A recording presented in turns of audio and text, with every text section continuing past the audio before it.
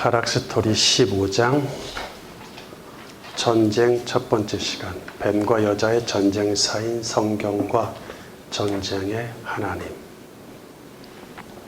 앞으로 이제 전쟁, 이 전쟁 이야기를 여러 시간에 걸쳐서 다루겠는데, 본격적인 전쟁의 이야기인데 오늘 그 첫 번째 시간입니다. 서론에 해당합니다.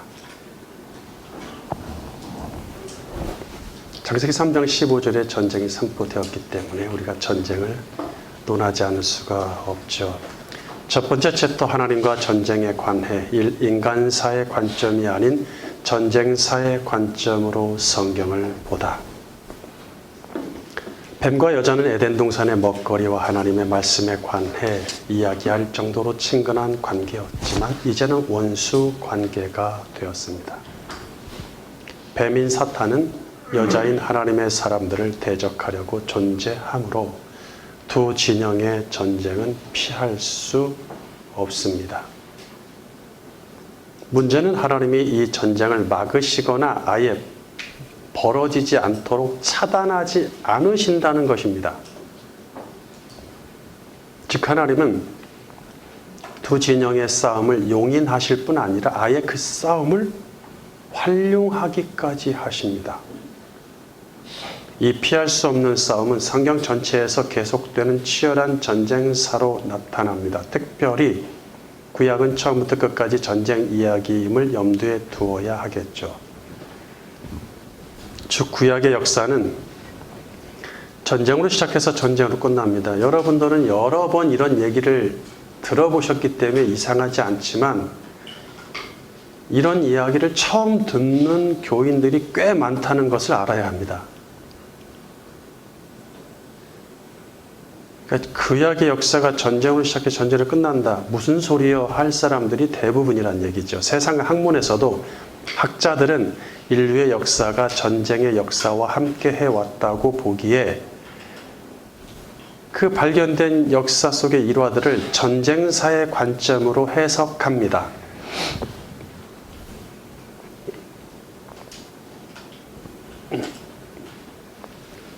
자, 전쟁사의 관점과 인간사의 관점이란 말이 좀 나오니까 이걸 이해하셔야겠어요. 전쟁사 할 때 사자와 인간사 할 때 사자는 좀 다릅니다. 한문이.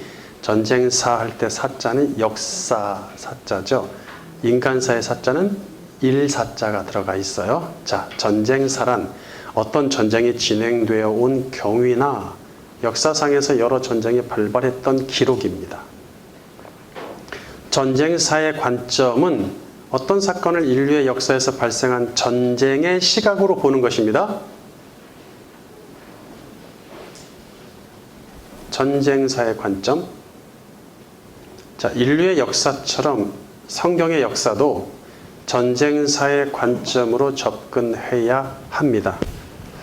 그런데 우리는 보통 구약의 사건들을 인간사의 관점으로 보고 있죠. 자, 인간사란 일사자를 써서 사람의 생활 가운데서 일어나는 여러 가지 일들을 말합니다. 그래서 인간사의 관점은 어떤 사건을 인생의 일상에서 발생한 인간적인 시각으로 보는 것입니다. 있을 법한 인간의 여러 가지 시시콜콜한 것부터 그런 모든 인간적인 시각으로 보는 것이죠. 이게 인간사의 관점이다. 구약의 사건들을 인간사의 관점으로 보기에 인간관계에서 성공하는 법이나 일상의 일들을 통해서 하나님의 은혜를 받는 법을 얻으려고 합니다.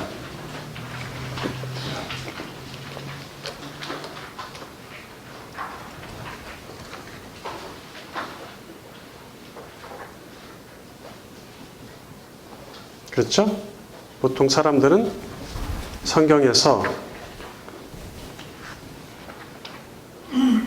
구약의 사건들을 가지고 인간사의 관점으로 보죠.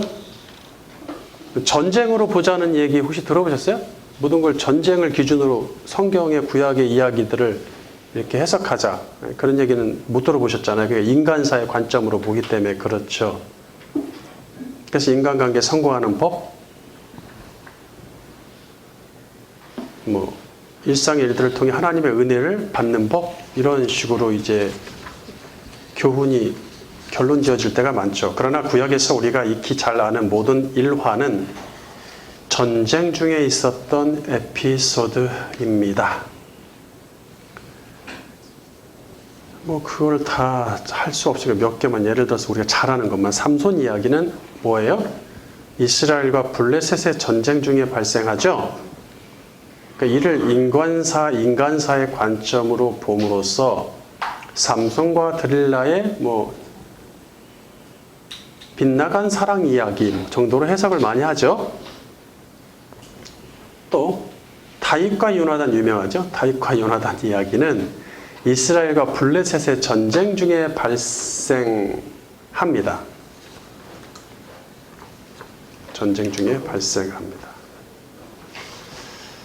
이를 인간사의 관점으로 봄으로써 다윗과 요나단의 우정 이야기 들어보셨죠? 예, 우정, 좋은 관계, 인간관계 할 때는 반드시 다윗과 요나단 이야기가 나옵니다. 이렇게 해석한다는 얘기예요. 우리는 구약 대부분 사건을 이런 식으로 해석하는 데 익숙해져 있습니다. 근데 삼손 이야기에서 목숨이 오고 가는 살벌한 분위기가 아닌 적은 한 번도 없어요. 다윗과 요나단 이야기에서 목숨이 오고 가는 살벌한 분위기가 아닌 적은 한 번도 없어요. 근데 그런 건 다 얘기 안 하잖아요.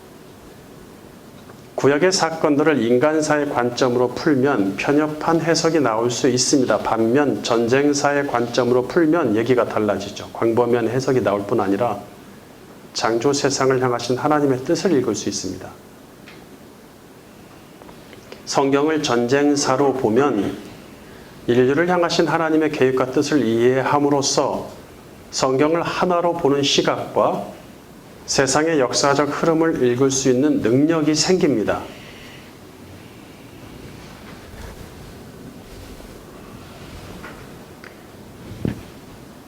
성경의 모든 사건을 전쟁사의 관점으로 보는 것이 극단적인 견해라고 반문할 수 있어요. 뭐 그렇게까지 부정적으로 왜 이렇게 전쟁 좋지도 않은 거 누가 전쟁 좋아한다고 자꾸 전쟁의 관점으로 보려고 하냐, 성경을 해석하려고 하냐, 이렇게 반문할 수 있어요.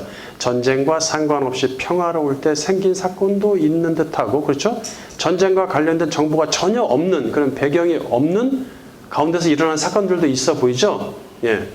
하지만 전쟁의 시야를 하늘과 영적 세계까지 넓힌다면 그런 반문은 사라질 것입니다. 아브라함 이야기 잔잔하잖아요. 뭐 전쟁도 좀 있긴 하지만 아브라함 이야기는 가나안 왕국들과 메소포타미아 왕국들과 전쟁 중에 진행되고 있다는 걸 아셔야 돼요. 큰 관점으로 보셔야 돼요. 거시적인 눈을 두고 보셔야지 미시적인 그런 작은 그런 부분만 구절만 갖고 얘기하지 말라는 것이죠. 그래서 실제로 이 전쟁이 벌어지죠. 그래서 롯이 잡혀가죠. 그런 일이 벌어지는 것도 있고, 그 다음에 우물 가지고 싸우고 다 이런 관계된 것들입니다. 전체를 놓고 봐야 돼요. 아브라함 스토리는. 그래야지 하나님의 세상을 향하신 하나님의 뜻이 보입니다. 욥의 이야기, 욥이 무슨 전쟁했다는 얘기 나옵니까? 아니죠. 그렇지만 사탄과의 전쟁 중에 진행됐죠. 예, 이거 뭐 부인하겠습니까? 전쟁이 아니라고. 이렇게 큰 전쟁이 어디 있어요?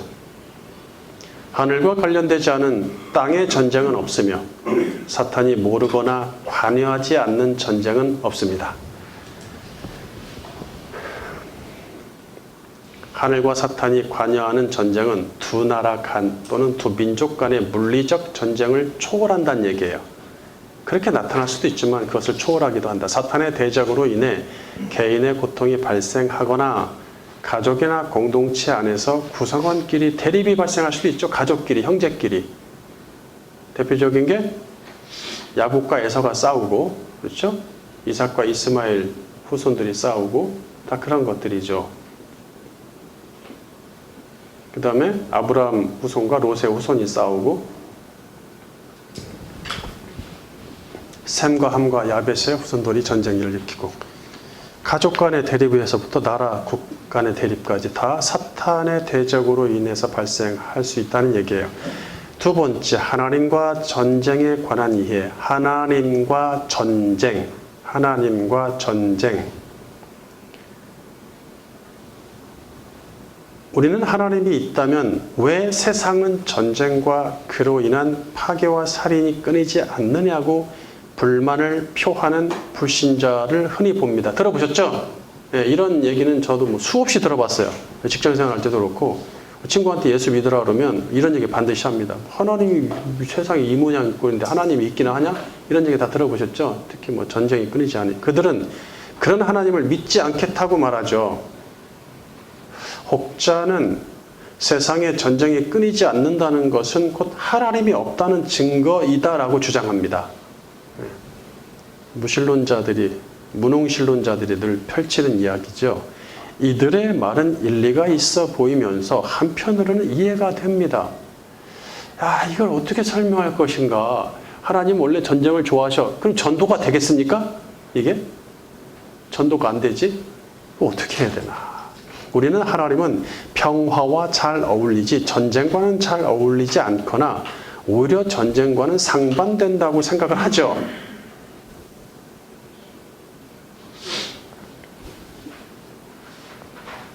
심지어 하나님을 믿는 교인 중에는 전쟁에 대해 껄끄럽게 생각하고 전쟁 이야기만 나오면 특히 성경에서 애써 하나님과 연관시키지 않거나 피하려는 사람도 있어요. 교인 중에. 이는 하나님과 전쟁을 제대로 이해하지 못하고 자기가 바라는 하나님만을 믿으려는 태도일 수 있단 말이에요. 조심해야 돼요. 피할 일이 아닙니다. 이건 거리낄 일도 아니고 꺼려할 일도 아니고 그렇다면 우리는 그런 사람들 앞에서 하나님과 전쟁에 관해 어떻게 설명해야 할까요? 교회는 이 땅에서 전쟁을 종식시키고 평화가 오게 해달라고 너무 쉽게 기도합니다. 오늘날 특히 전쟁이 제3차 대전이 일어났다. 혹자는 아니다. 직전이다. 뭐 이미 전문가들은 다 그렇게 얘기를 하고 있습니다. 네. 그래서 뭐 대만 해협에서의 전쟁 위험, 우리나라는 말할 것도 없고 그리고 러시아, 우크라이나 전쟁, 그 다음에 이스라엘과 벌이는 그 중동의 전쟁이 지금 뭐 어마어마하죠.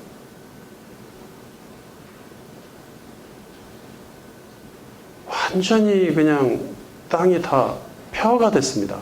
얼마나 폭탄을 퍼부었는지. 그 수많은 사람들이 죽고 고통 중에 있죠. 그래서 오늘날 뭐 그동안 2000년 교회 역사에서 교회들이 그랬지만 오늘날 더욱더 한국에서 꼭 통성기도 시간에 이 얘기를 꼭 기도하죠. 이 전쟁의 종식을 위해서 기도합니다.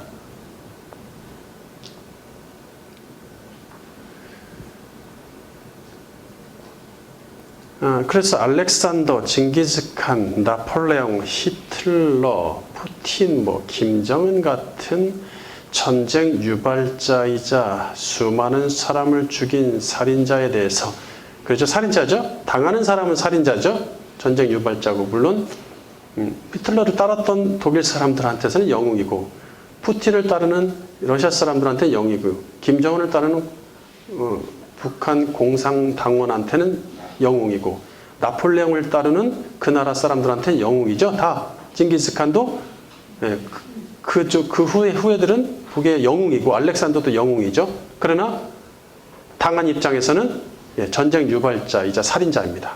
수많은 사람을 죽인. 참 아이러니하죠. 한 사람에 대해서 이런 해석이 두 가지 반대되는 해석이 나온다는 게. 그런 살인자에 대해서 이 땅에서 그런 자들이 더 이상 나오지 않기를 기도하죠. 그런 기도 흔하게 했어요. 심지어 그들이 예수를 믿고 개과천선하게 해달라고까지 기도합니다. 이는 사탄이 회개하고 예수를 믿게 해달라는 기도와 같습니다.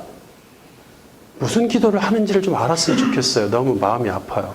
성경을 자세히 보면 메시아는 사실상 전쟁을 위해 오는 전쟁의 왕입니다. 해당 구절은 수두룩합니다. 이 땅에서 전쟁을 종식시켜 달라는 기도는 메시아를 오지 않게 해달라는 기도와도 같겠죠. 만약 구약시대에 했던 기도라면. 그리고 지금 해도 뭐예요? 재림을 막는 기도가 될 수도 있어요. 재림하시는 이유가 뭐예요? 극심한 전쟁으로 더 이상 두고 볼 수 없으니까 하나님이 당신의 백성을 구하시러 오는 거거든요. 그러므로 우리는 전쟁의 종식에 관한 기도를 함부로 해서는 안 됩니다. 이는 전쟁이 그렇다고 전쟁이 많이 일어나게 해주십시오 이런 기도를 하라는 것도 아니고 함부로 하지 말라는 거예요. 전쟁의 관계에서. 이는 전쟁에 관한 성도의 올바른 기도가 무엇인지를 모르기 때문에 발생하는 오류입니다. 오늘날 교회는 인본주의적인 기도에 젖어 있어서 아무 기도나 하는 오류를 범하고 있다는 얘기예요. 신본주의가 아닌 인본주의적 기도는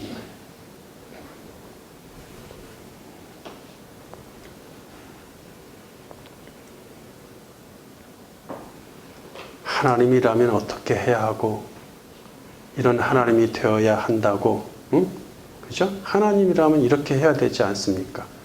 이런 하나님이 되어야 한다고 그분께 조언하는 것과 같습니다. 이해하시겠어요?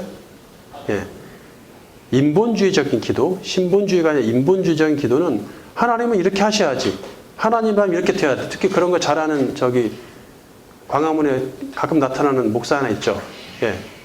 그런 사람처럼 하나님을 훈계하는 그런 사람들이 있어요. 그런 기도, 그분께 조언하는 기도, 이게 있을 수 있습니까? 감히?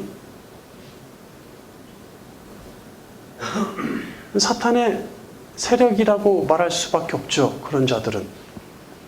의인들의 기도인 시편에서 전쟁 유발자인 사탄의 심판과 악인의 보복, 시편 아시죠? 시편에 기도 많아요.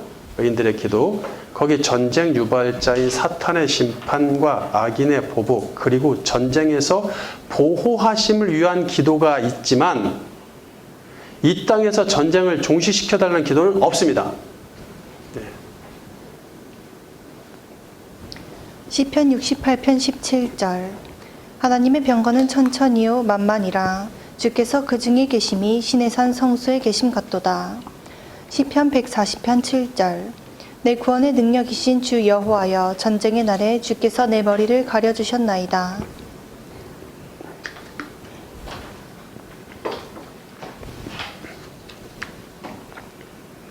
심지어는 하나님의 전쟁을 막 높이는 기도까지 있어요. 노래까지. 전쟁이 끊이지 않는 가운데 그 전쟁 중에 고통당하는 의인들은 하나님과 전쟁의 의미를 정확히 알았던 것이겠죠. 어찌 보면 그리스도 로마 신화에서 신들처럼 하나님이 마치 전쟁을 즐기시는 전쟁의 신처럼 느껴지기도 합니다. 이사야 42장 25절. 그러므로 여호와께서 맹렬한 진노와 전쟁의 위력을 이스라엘에게 쏟아부으심에 그 사방에서 불타오르나 깨닫지 못하며 몸이 타나 마음에 두지 아니하는도다. 스가랴 10장 3절. 내가 목자들에게 노를 바라며 내가 숫 염소들을 벌하리라. 만군의 여호와가 그 무리 곧 유다 족속을 돌보아 그들을 전쟁의 준마와 같게 하리니. 역대하 13장 12절 바른 성경. 보라, 하나님께서 친히 우리와 함께 하시어 우리의 대장이 되시고 그의 제사장들도 나팔들을 불어 너희를 향하여 경고를 바라는도다. 오 이스라엘 자손들아, 너희는 너희 조상의 주 하나님을 대항하여 싸우지 말라. 너희가 성공하지 못하리라 하더라. 15절. 그때 유다 사람들이 소리를 지르니라. 유다 사람들이 소리를 지르자 하나님께서 아비야와 유다 앞에서 여로보암과 온 이스라엘을 치셨더라. 이에 이스라엘 자손이 유다 앞에서 도망쳤으니 하나님께서 그들을 그들의 손에 넘기셨더라. 아비야와 그의 백성이 큰 샬룩으로 그들을 죽이니 이스라엘에서 택한 사람 50만 명이 죽어 쓰러졌더라. 와, 이게 우리는 그냥 그런가 보다 하는데 50만 명 죽으면은 그 후유증이 어느 정도 될까요? 누가 죽였어요? 하나님이 전쟁으로. 누구를? 이스라엘 백성을. 이방 죽이는 거는 그냥 파리 죽듯이 하시고 이스라엘 백성들도 이렇게 50만 명이라 이거 어마어마한데 이걸 어떻게 표현을 해야 될지 모르겠네. 나중에 본 전쟁 이야기에서 얘기합시다. 우리를 유다 족속을 전쟁의 준마와 같게 한다. 전쟁을 위해 태어난다는 얘기인가요? 이스라엘이 얻은 평화는 피의 대가이며 하나님께 감사와 찬송하며 수많은 사람을 죽인다는 얘기예요. 이런 이야기는 성경에 매우 흔할 정도이니 실제로 이런 이야기가 너무 많으니까 대부분 이런 이야기라서 성경 읽다가 던지는 사람들 많습니다. 그래서 안 믿겠다고.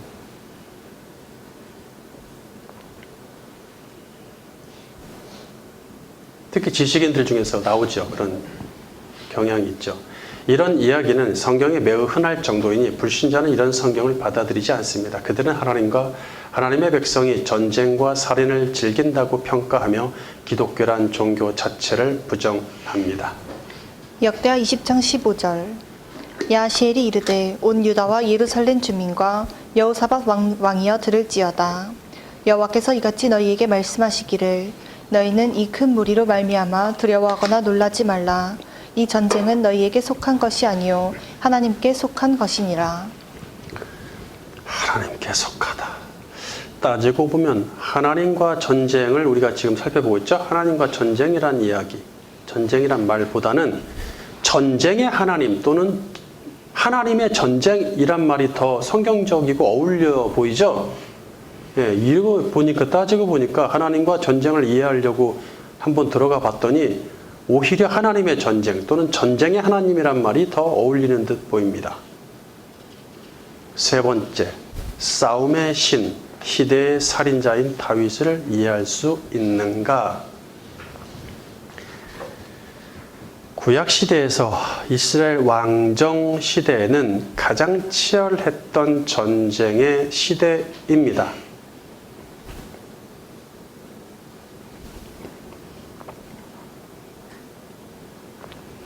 그 한가운데 다윗이 있죠.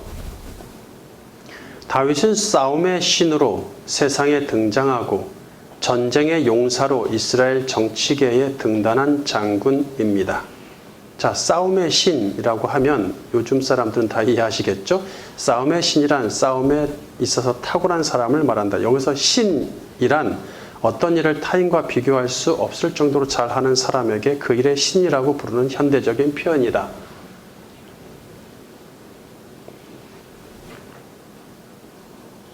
공부의 신, 요리의 신 이런 말 하죠.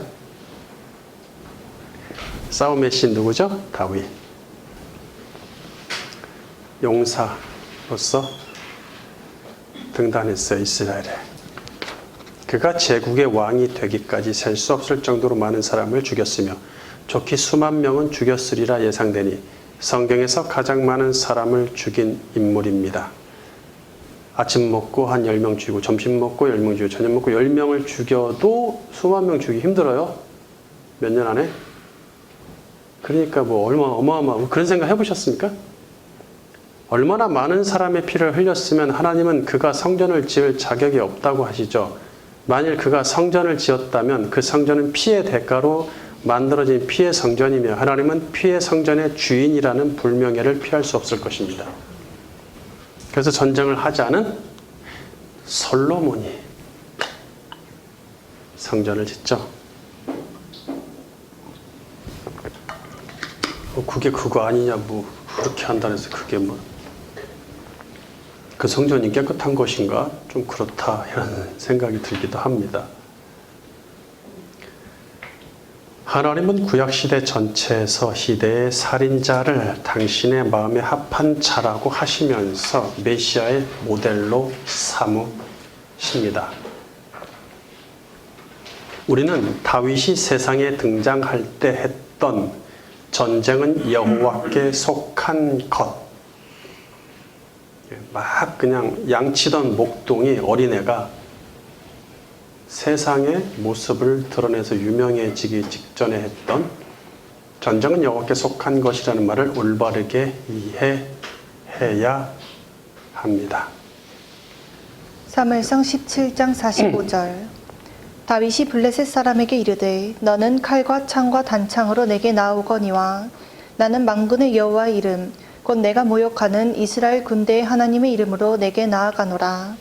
오늘 여호와께서 너를 내 손에 넘기시리니 내가 너를 쳐서 내 목을 베고 블레셋 군대의 시체를 오늘 공중에 세워 땅의 들짐승에게 주어 온 땅으로 이스라엘에 하나님이 계신 줄 알게 하겠고 또 여호와의 구원하심이 칼과 창에 있지 아니함을 이 무리에게 알게 하리라.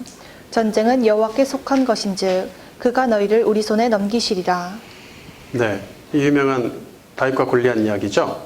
예, 물매를 쳐서 장수를 쓰러뜨리는 이야기죠. 오늘은 어려운 내용은 없습니다. 구절을 하나하나 해석할 시간이 없어요. 왜냐?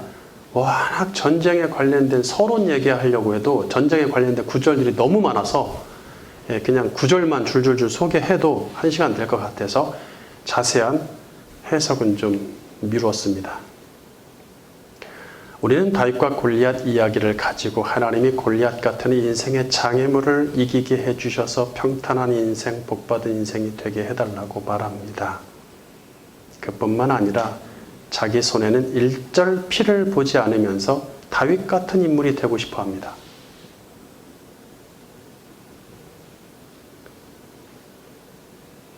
그렇죠? 주일학교 때 공과 공부 시간에 다 배웠죠. 그렇게 다윗처럼 삼손처럼 되고 싶어서 배웠잖아요. 다 기드온 뭐 여러 가지.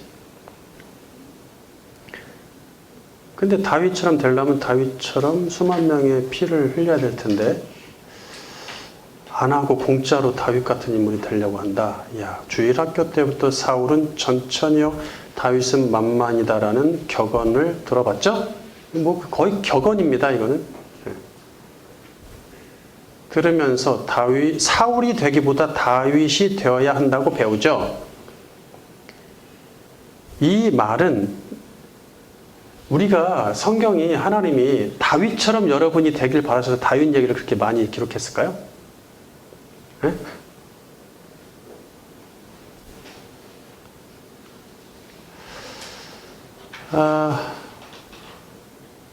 사울은 천천히요, 다윗은 만만이다. 이 격언은 다윗이 사울보다 10배나 많은 사람을 죽였다는 무시무시한 뜻을 내포하고 있음을 분명히 알아야 됩니다. 예? 천과 천이 2만 명 죽였고 만만이면 적어도 2만 명을 죽였다는 얘기죠. 10배로 더 많이 죽였어, 사람을, 다윗이. 사무엘상 18장 4절. 요나단이 자기가 입었던 겉옷을 벗어 다윗에게 주었고 자기의 군복과 칼과 활과 띠도 그리하였더라. 다윗은 사울이 보내는 곳마다 가서 지혜롭게 행하매 사울이 그를 군대의 장으로 삼았더니 온 백성이 합당히 여겼고 사울의 신하들도 합당히 여겼더라. 무리가 돌아올 때 곧 다윗이 블레셋 사람을 죽이고 돌아올 때에 여인들이 이스라엘 모든 성읍에 나와서 노래하며 춤추며 소고와 경세를 가지고 왕 사울을 환영하는데 여인들이 뛰놀며 노래하여 이르되 사울이 죽인 자는 천천히요 다윗은 만만이로다 한지라. 그렇죠. 그러니까 우리의 격언은 사울은 천천히요 다윗은 만만이요라고 해서 뭐가 빠졌어요? 죽인 자라는 말을 뺐죠. 성경을 자기 멋대로 읽고 해석하는 것이죠. 하나님은 전쟁의 씨를 아예 없애셔서 전쟁을 미리 막으실 수 있는 분입니다. 맞죠? 그렇습니다. 아예 전쟁 자체를 이 땅에서 종식시키실 수 있습니다. 그런데 이런 이야기를 보면 하나님이 전쟁을 오히려 즐기시는 것처럼 보여요. 이런 하나님을 어떻게 이해해야 할까요? 중세의 성경의 전쟁을 오해한 로마 교회는 로마를 붙여야겠네. 십자군 전쟁이라는 왜곡된 교회사를 만들어내고 말았습니다. 그들은 하나님을 인정하지 않는 나라와 민족은 악함으로 그 악을 전쟁으로 심판해야 한다는 살인의 정당성, 살인의 거룩성을 생산해냈습니다.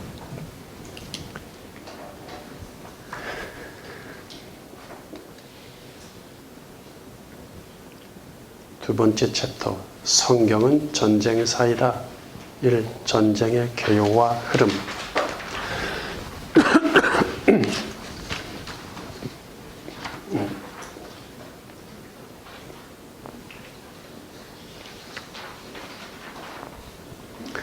오늘날 교회는 하나님의 영광과 하나님의 은혜만 말하지 하나님의 전쟁은 말하지 않습니다.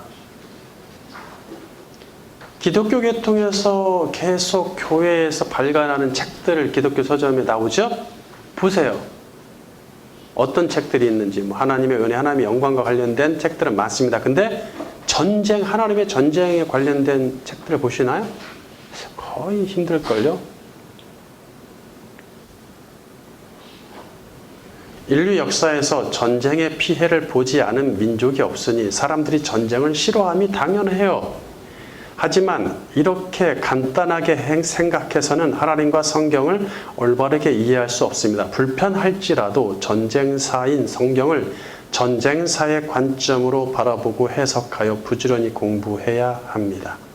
하나님이 창조를 끝마치실 때 창세기 2장 1절에서 우주와 지구의 공간에 뭘 창조하셨다고요? 군대를 창조하셨다고 언급하셨어요. 예. 이는 앞으로 창조 세상에서 벌어질 전쟁을 염두에 두셨다는 뜻입니다. 창세기 2장 1절 흥정령 이같이 하늘들과 땅과 그것들의 모든 군대가 완성되니라.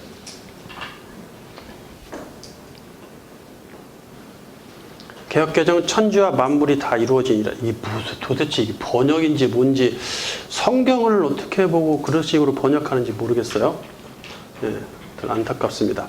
여기서 그것들의 모든 군대, 그것들이란 앞서 언급한 뭐가 있었어요? 하늘들과 땅이란 공간들이 있었죠. 예. 하늘들은 우주, 땅은 지구죠. 사람은 땅의 군대로 창조된 것입니다. 그래서인지 성경은 전쟁 이야기로 가득합니다. 성경에서 전쟁이 없는 시대나 전쟁과 관련되지 않은 사건을 찾아보기 어려울 정도입니다. 이 전쟁이 얼마나 치열한지 물리적 전쟁을 기준으로 직접 육신이 전쟁을 치르는 거요. 물리적 전쟁을 기준으로 구약시대 전쟁의 흐름을 찾아보겠습니다. 생각해 볼게요. 인류의 역사는 에덴 동산에서 시작되었죠. 그리고 뱀은 여자에게 접근해서 대립의 물꼬를 텄고 전쟁의 불씨를 제공했습니다. 사실상 뱀과 여자의 전쟁은 에덴에서 시작되었다고 볼 수 있겠죠? 그렇죠?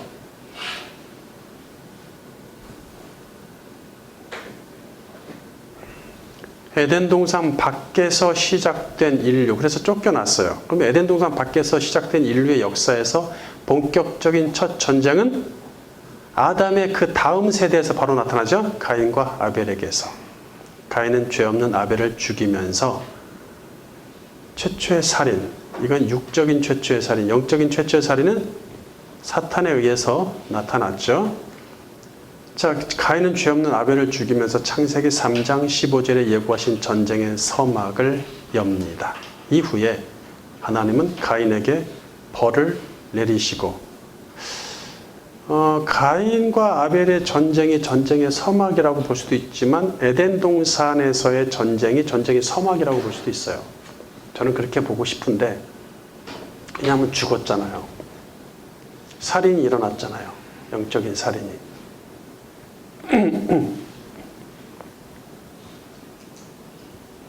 이후에 하나님은 가인에게 벌을 내리시고 가인은 악인의 진영을 형성하면서 하나님 없이 이 마귀의 나라에 세력을 구축하는 삶의 모형을 보여줍니다. 마귀를 하지 말고 사탄이라고 할게요.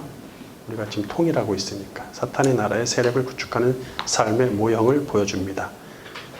반면 하나님은 아벨 대신 셋을 그 의인의 조상 자리에 갖다 놓으시고 의인의 진영을 형성해 하나님과 동행하면서 하늘나라를 바라보는 삶의 모형을 보여줍니다. 이것에 대해서는 타락 스토리 2권에서 학원에서 자세히 이야기될 것입니다. 가인의 진영과 아벨의 진영, 그렇죠? 의인의 진영과 악인의 진영이 생성됐죠? 이 두 진영에서 보이는 대조적 특징은 하나님 앞에서 사느냐, 하나님 없이 사느냐입니다. 그래서 하나님의 얼굴 앞에서 살았던 대표적인 사람을 소개하죠. 그게 누구죠? 에녹, 동행이란 말을 쓰죠. 그러면 하나님 없이 살은 대표적인 사람이 또 누구였죠? 라멕이죠.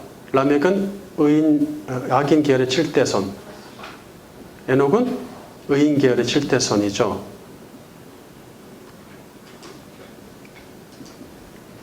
이렇게 다른 삶의 방식 때문에 두 진영은 싸울 수밖에 없는 구조이며 노아 시대의 그 절정에 달합니다. 창세기 6장 5절. 주님께서는 사람의 죄악이 세상에 가득 차고 마음에 생각하던 모든 계획이 언제나 악한 것뿐임을 보시고서. 창세기 7장 1절.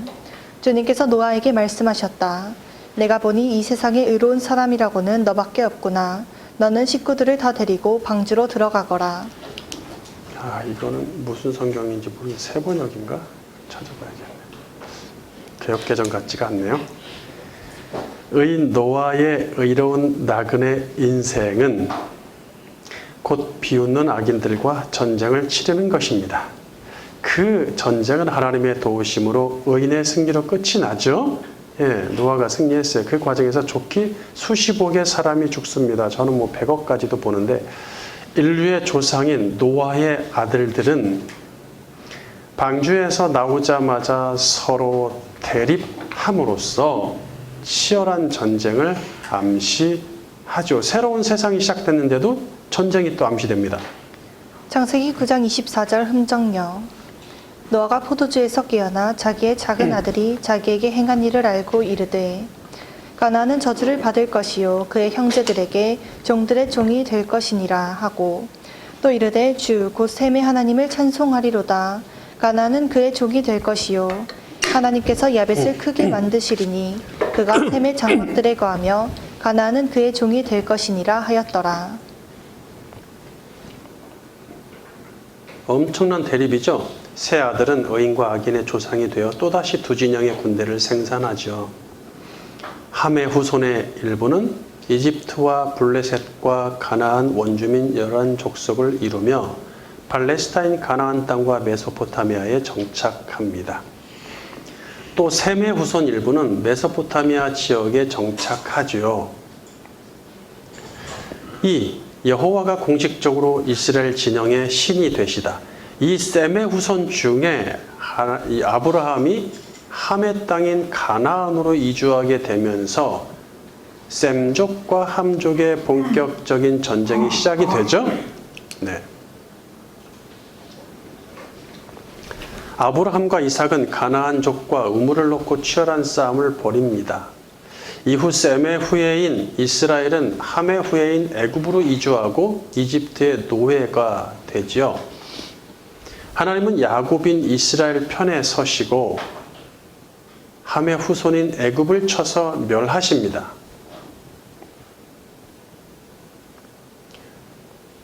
그러니까 우리가 그냥 이스라엘, 애굽 이렇게만 얘기하지 말고 그게 누구의 후손인지를 알고 읽어야 된다는 얘기. 그래서 누구의 후손 이런 말을 쓰고 있어요. 아브라함의 하나님, 이삭의 하나님, 야곱의 하나님이란 말은 여호와가 이스라엘 진영의 신이 되신다는 뜻을 내포하고 있습니다. 그래서 우리가 성경을 보면 이스라엘 민족이 여호와가 우리의 신이시다 라고 말하거나 이방 민족이 여호와가 너희의 신이시다 이스라엘을 향해서 라고 표어처럼 말하는 경우를 보죠.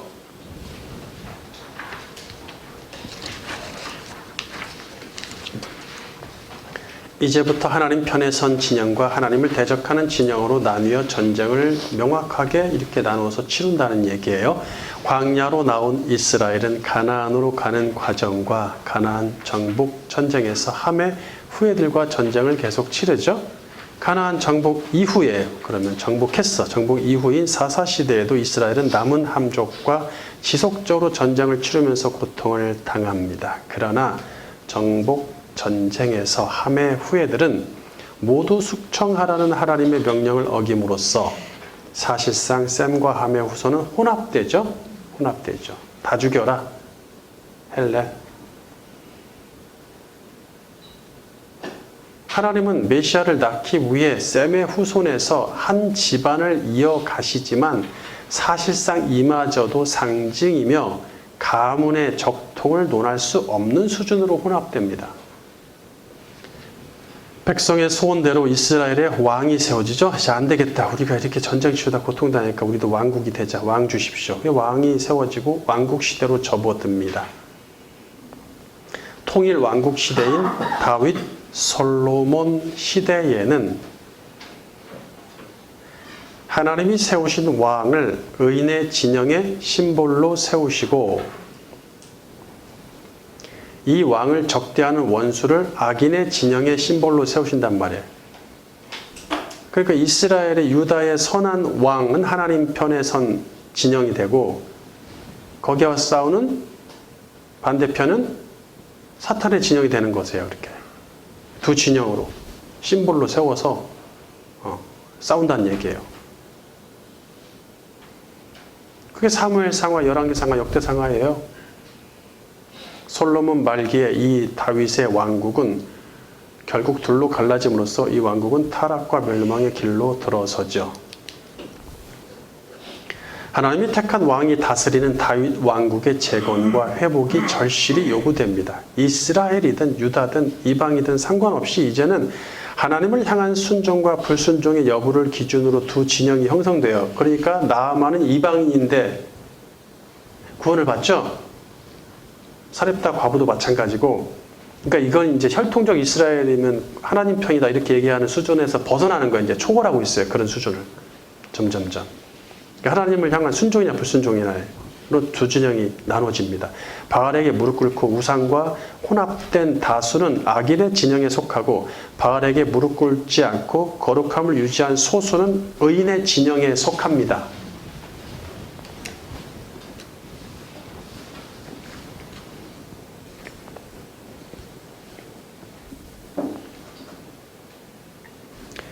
이 두 전쟁은 약 1000년 동안 치열한 전쟁을 치르고 여기에서 양 진영 모두 수많은 사람들이 피를 흘려요. 양쪽 다. 특히 아벨에서부터 사가랴까지 의인들의 피를 흘려야만 했습니다. 구약 시대의 이 모든 전쟁은 뱀과 여자의 전쟁입니다. 사탄이 악인의 진영을 통해서 의인의 계열을 공격하여 메시아가 나올 혈통을 끊으려는 계략과 연관되어 있기 때문이죠. 사탄은 계속해서 창세기 3장 15절에 하나님이 말씀하신 주신 이 예고를 듣고 그것을 어떻게 해서든지 이루어지지 않게 하려고 하겠죠. 예.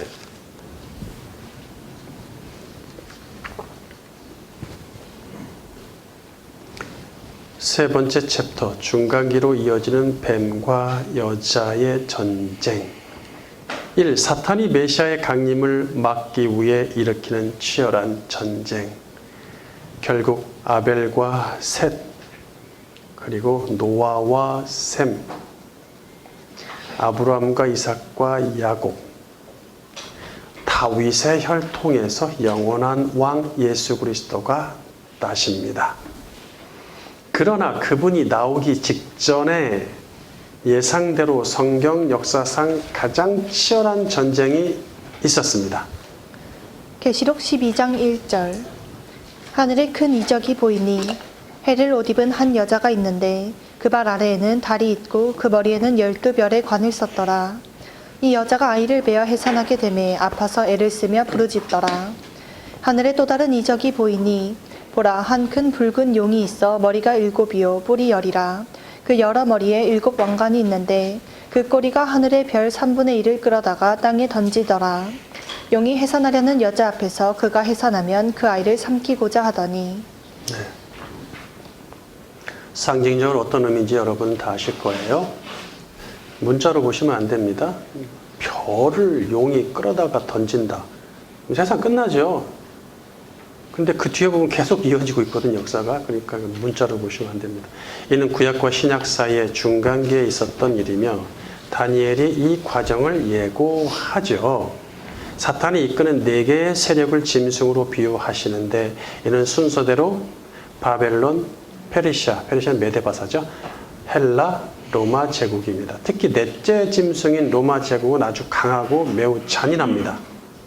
다니엘 7장 3절. 4마리의 큰 짐승들이 바다에서 올라왔는데 모양이 각각 달랐다. 그 첫째는 사자 같았는데 독수리의 날개를 가졌으며 내가 보니 그 날개들이 뽑히고 땅에서 들리더니 사람같이 두 발로 서게 되었고 사람의 마음을 받았다. 또 보아라, 다른 둘째 짐승은 곰 같았는데 몸 한편이 들려 있었고 그 입의 이빨들 사이에는 3개의 갈비뼈가 있었으며 사람들이 말하기를 일어나 더 많은 고기를 삼켜라 하였다. 그 후에 내가 또 보니 다른 짐승이 있는데 표범 같았으며 그 등에는 새의 날개가 4개 달려 있었고 또 그 짐승은 4개의 머리를 가졌으며 권세를 받았다. 그 후에 내가 밤의 환상 가운데 계속 보니 넷째 짐승이 있는데 두렵고 무섭고 매우 강하였다. 그 짐승이 철로 된 큰 이들을 가졌으니 모든 것을 집어삼켜 산산조각 내고 남은 것은 무엇이나 발로 짓밟았다. 그 짐승은 이전의 모든 짐승들과 달랐으며 10개의 뿔을 가졌다. 내가 그 뿔들을 관찰하고 있을 때 그것들 사이에서 다른 작은 뿔이 올라왔고 처음 뿔들 중 3개가 그 앞에서 뿌리째 뽑혔다. 보아라, 이 뿔에는 사람의 눈과 같은 눈들이 있고 거만하게 말하는 입이 있었다. 네. 종종 한 번씩 이런 다니엘의 예언 같은 걸 가져오기 때문에 여러분 어느 정도 이해하실 거라고 생각해요. 여기 나오는 짐승들이 초식 동물은 없죠. 예, 육식 동물이 다른 동물을 잡아먹듯이 사단의 세력이 거룩한 진영에 와서 잡아먹는다는 얘기예요. 사람을 죽이고 전쟁을 일으켜서. 그래, 이게 4개의 제국을 차례차례 얘기한 4번째가 문제죠. 넷째 짐승에게서 또 나온 한 뿔이 절대적인 사탄의 권력을 갖는데 그 이유는 그의 때에 메시아가 나시기 때문입니다. 17절. 이 4마리 큰 짐승들은 땅에서 일어날 내 왕이다. 그러나 지극히 높으신 분의 성도들이 나라를 얻을 것이고 그 나라를 영원토록 영원히 차지할 것이다. 그때 나는 넷째 짐승에 관한 진실을 알고 싶었다. 그 짐승은 다른 모든 것들과 달리 매우 무섭고 철 이와 노쇠 발톱을 가지고 모든 것을 집어삼켜 산상조각 내며 남은 것은 무엇이나 발로 짓밟아 버렸다. 네, 그러니까 지금 다니엘이 특별히 넷째 짐승 로마 제국에 대해서 관심을 갖죠. 왜? 메시아가 그때 나시니까. 네? 그렇죠? 다른 뭐 첫 번째, 두 번째, 세 번째는 그냥 흐지부지하다, 그냥 사람 그냥 떼끼하고 때리는 정도다. 이게 아니에요. 그 정도가 아닙니다. 뭐 그렇지만 넷째 짐승에 대해서 좀 더 포커스를 맞추고 있다는 얘기예요. 20절. 또 그 머리에 있던 10뿔들과 또 새로 나온 한 뿔 앞에서 3뿔들이 빠져나갔으며 그 뿔에는 눈들과 거만하게 말하는 입이 있으니 그 모양이 동류의 뿔보다 더 컸다. 내가 보니 이 뿔이 성도들과 싸워 그들을 이겼는데 옛적부터 계신 이가 와서 지극히 높으신 분의 성도들을 위해 판결하셨고 때가 되자 성도들이 나라를 받았다.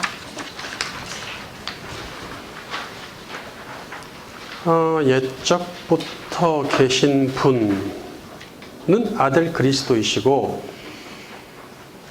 가장 높으신 분은 아버지 하나님이십니다. 예. 성도들이 되찾은 나라는 구약에서 그토록 바라고 예언했던 회복된 이스라엘 나라.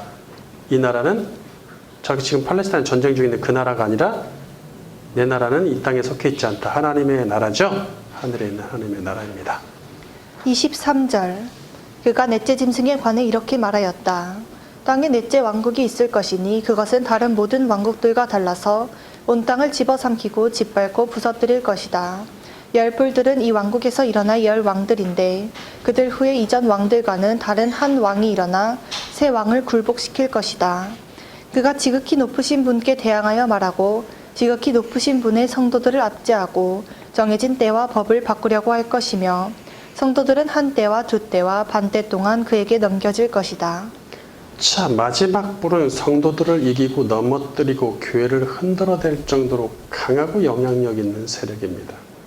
이는 넷째 짐승에게서 나왔으니 헬라의 역사적인 바탕에서 나온 로마의 세력입니다. 요한은 다니엘에 예언했던 넷째 짐승과 마지막 뿔에 대해서 요한도 증언을 하죠.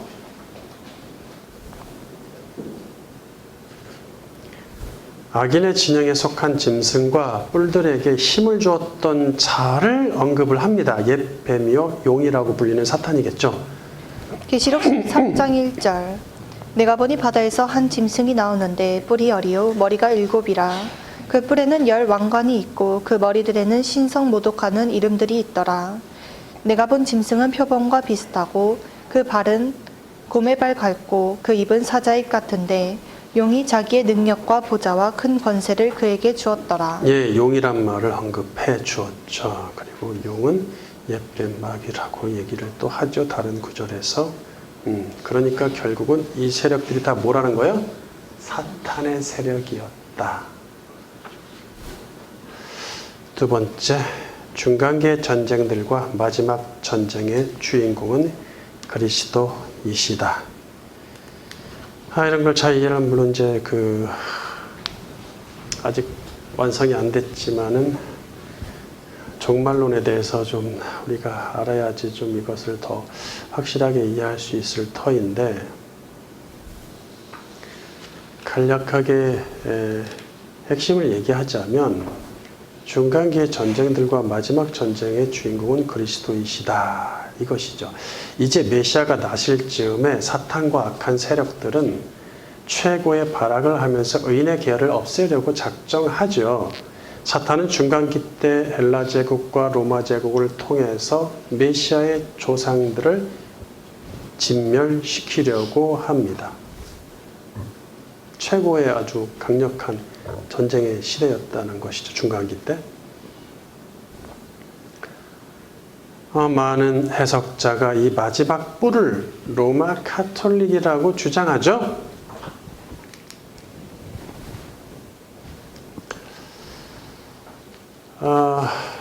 이런 주장들을 유튜브 가면 흔하게 들을 수 있어요.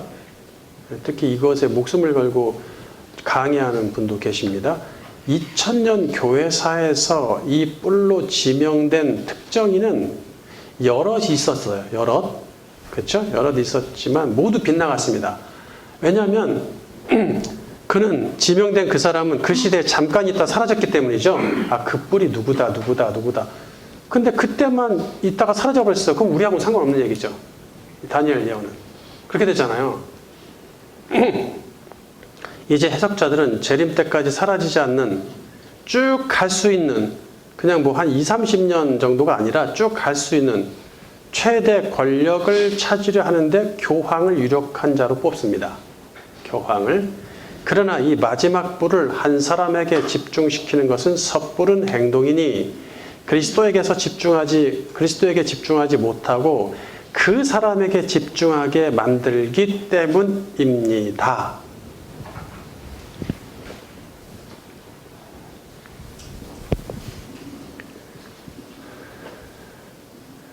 마지막 뿔을 한 단체나 사람에게 집중시키는 것은 중요한 것을 보지 못하게 만들려는 사탄의 전략일 가능성이 큽니다. 로마 제국 시대에 왜 이런 것에 목사들이 열성을 다해서 설교하고 강의하는지 모르겠어요. 안타까워요. 로마 제국 시대에 고통 중에 살던 남은 자에게서 예수님이 태어나셨죠? 예? 로마 제국 시대 고통 중에 살던 남은 자에게서 예수님이 태어나시며 그 뿔의 세력이 발동하는 배경에서 예수님이 살아내셨고 사셨고 사도들이 복음을 온 세상에 선포합니다. 다니엘과 요한이 증언한 전쟁들, 구약의 선지자들이 예언했던 모든 전쟁의 목적은 바벨론 제국도, 페르시아 제국도, 헬라 제국도, 로마 제국도 아니고 메시아의 왕국입니다. 다 사라졌죠? 다 사라졌습니다. 아무리 창세 이래 가장 강력하고 오래갔던 로마 제국도 사라졌어요.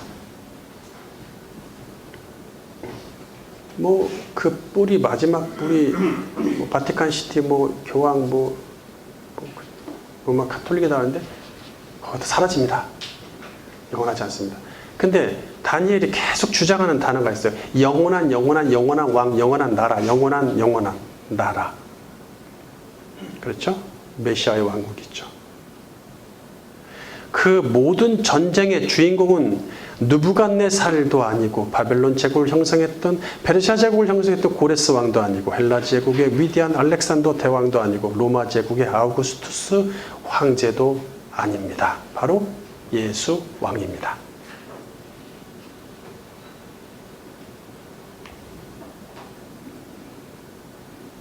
그러므로 용과 그의 짐승과 뿔에 관한 예언을 가지고 한낱 인간에게 집중하게 만드는 모든 가르침을 경계해야 합니다. 뭐 좋습니다. 하나님이 뭐 특별하게 어떤 투시의 영과 예언의 영을 주시고 해석의 영을 주셔서 이 뿔이 마지막 뿔이 누구다라고 지명하고 그걸 막 설교하시는데 가르치시는데 그것이 뭐 맞다 칩시다. 그런데 그런 얘기를 하다가 그렇게 끝나는 것은 다 가짜라는 얘기예요. 예수를 빼고. 예? 그렇잖아요.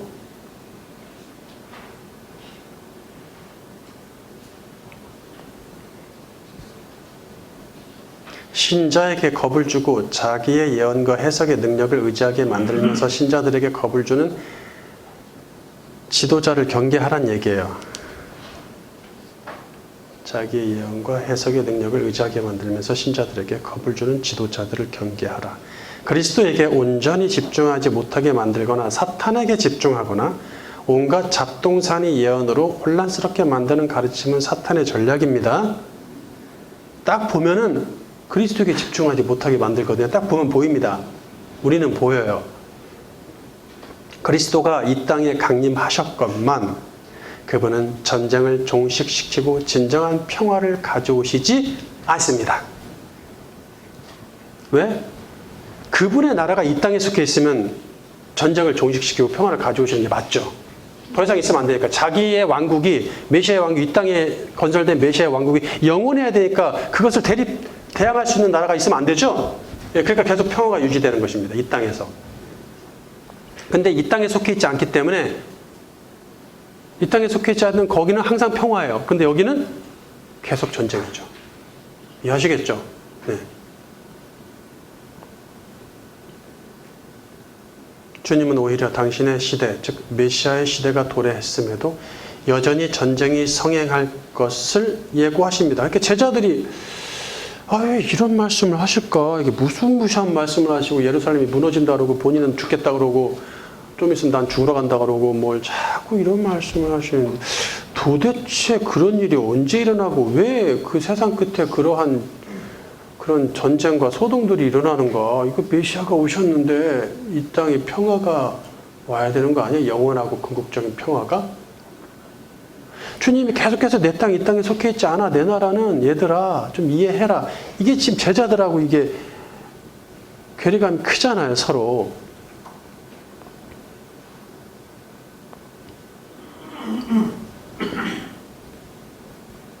이는 마치 메시아 때문에 전쟁이 더 많아졌다는 뉘앙스까지 주죠. 그리스도가 이 땅에 강림하심은 사탄이 대적할 이유가 더욱 강해졌다는 뜻이죠.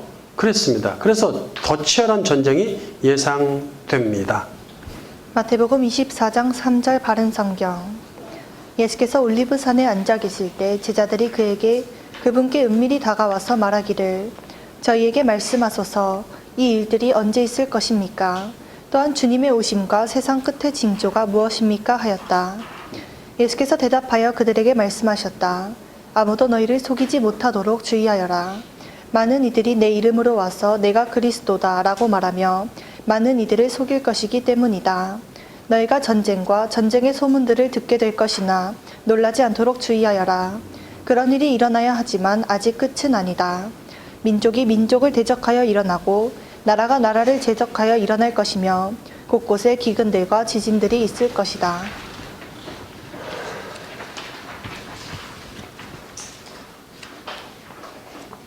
결론.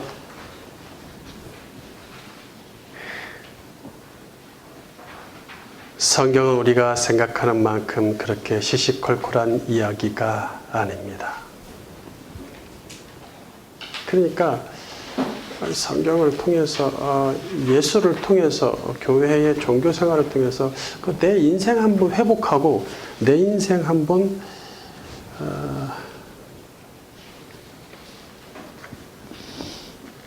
축복받고 평안하게 잘 살고 인생 역전까지는 아니더라도 그렇게 하려는 사람들이 있어요. 예? 그러면 어떻게 되는 거예요? 성경과 예수는 시시콜콜한 이야기죠. 그렇잖아요. 아, 목사님 내 인생을 그렇게 시시콜콜하게 보시면 되십니까?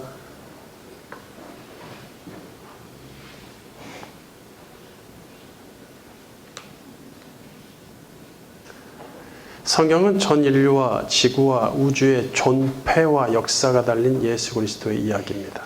지금은 외적 전쟁과 내적 전쟁으로 가득한 시대, 외적 전쟁, 물리적 전쟁, 내적 전쟁은 영적 전쟁이라고도 하죠. 그런 시대입니다. 지금 너무너무 가득한 시대죠, 전쟁으로. 말씀을 향한 태만을 과감히 버리고 부지런히 공부하십시오. 근데 아깝죠? 말씀을 공부하는 시간에 돈 버는 게 더 좋죠? 다른 공부하는 게 더 좋죠? 다른 자격증 따는 게 더 좋고 아직 믿음이 없다는 뜻이죠. 아직 그분이 내 인생의 많은 부분을 차지하지 않고 있다는 뜻이겠죠. 웬만해서 이런 말씀 안 드리지만 우리가 자각이 필요해요. 저를 비롯해서 모든 사람이 말씀을 향한 태만을 과감히 버리고 부지런히 공부하십시오. 남은 인생을 성경의 전쟁사를 읽고 연구하는 데 쏟아도 부족합니다. 성경에 끝없이 소개되는 전쟁들을 이해하고 해석하는 것은 어려운 일입니다. 하지만 성경의 대부분을 차지하는 전쟁사를 그냥 지나가거나 인간사의 관점으로 본다면 성경에서 얻을 교훈이라곤 인본주의적 교훈밖에 없습니다. 그런 교훈은 절에 가서도 얻을 수 있고 아무 데서나 다 얻을 수 있어요. 모든 전쟁이 우리 예수님과 관련되어 있으며 그 전쟁의 주인공은 그리스도라는 사실을 명심해야 합니다. 그럴 때 비로소 성경의 전쟁사를 올바르게 이해하고 그 말씀들을 통해서 그리스도를 아는 놀라운 지식이 습득될 것입니다. 그 지식의 무기를 가지고 주님과 함께 그분의 전쟁을 당당하고 은혜롭게 치르기를 주님의 이름으로 축원합니다.